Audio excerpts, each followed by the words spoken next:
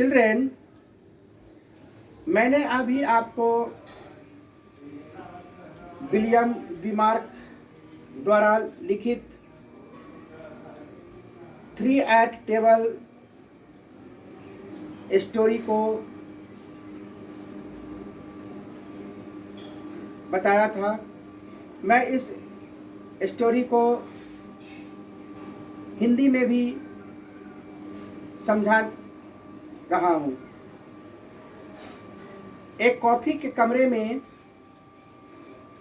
भूत प्रेत की बात हो रही थी।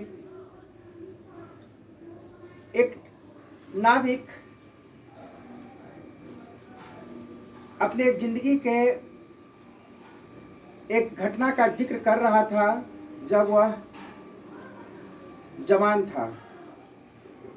एक सुबह वह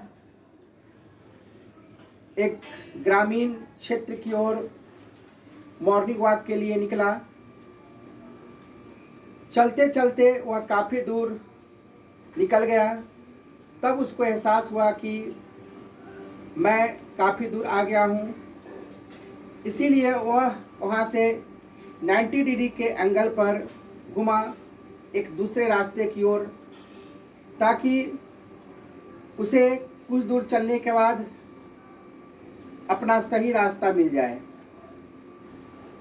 लेकिन वह दूसरा रास्ता भी काफ़ी कोहरे से ढका हुआ था, इसलिए वह घबरा गया। वह अपनी मदद के लिए चिल्लाया तो उसे लगा कि एक आदमी उसका पीछा करते हुए आ रहा है। वह आदमी काफ़ी हट्टा कट्टा शरीर वाला था। उसने नाविक को बताया कि यहाँ से 3 मील की दूरी पर एक गांव है, वह वहाँ चला जाए। लेकिन उस आदमी के 3 मील की बात उसे 10 मील जैसा लगा, इसलिए वह उसकी बातों को अनदेखा करते हुए आगे बढ़ा तो देखा कि पास में एक घर दिखाई दे रहा है। वह उस घर के पास पहुंचा और धीरे से दरवाज़ा को खटखटाया। एक बूढ़ी महिला दरवाज़ा खोली, लेकिन उस अपरिचित आदमी को देख करके वह दरवाज़ा बंद कर ही रही थी कि एक बूढ़ा आदमी उस बूढ़ी महिला को रोका और वह उस अपरिचित यानी सेलर को अंदर बुला लिया। वह सेलर यानी नाविक को पहले बहुत संकोच हो रहा था, लेकिन कुछ देर खड़े रहने के बाद वह वहाँ पर बैठ गया और वहाँ पर जो आग जल रही थी उसमें अपने ठंडे हाथ, पांव, पैर और अंगुलियों को वह गर्म करने लगा। कमरा काफ़ी अंधेरा था। इस चीज़ को वह वॉच कर रहा था। उसकी इस मनोदशा को वह बूढ़ा आदमी भाप गया और उसने बताया कि यह कमरा हमेशा अंधेरा ही रहता है, जिसका मुख्य कारण उसका बेटा है।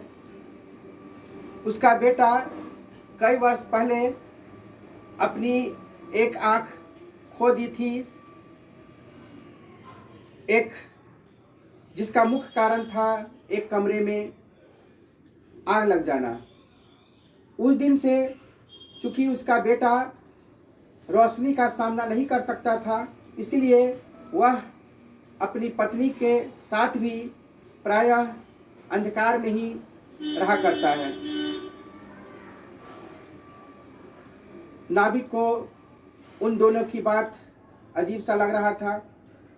तभी नाविक ने ऐसा महसूस किया कि कोई अपरिचित आदमी कमरे में प्रवेश किया है और वह आदमी जो था वहाँ पर बैठ गया।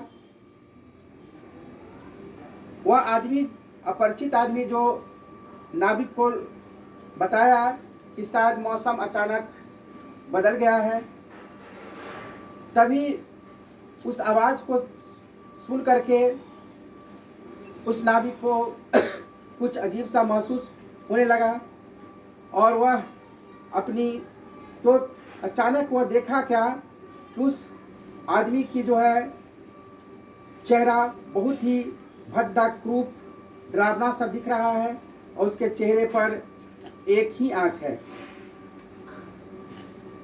जो बिल्ली की तरह चमक रही थी। वह नाविक पूरी तरह से डर करके अपना कुर्सी पीछे खींचा। कुर्सी को खींचने के दरमियान में जो सामने पर्दा लगा हुआ था वह गिर गया और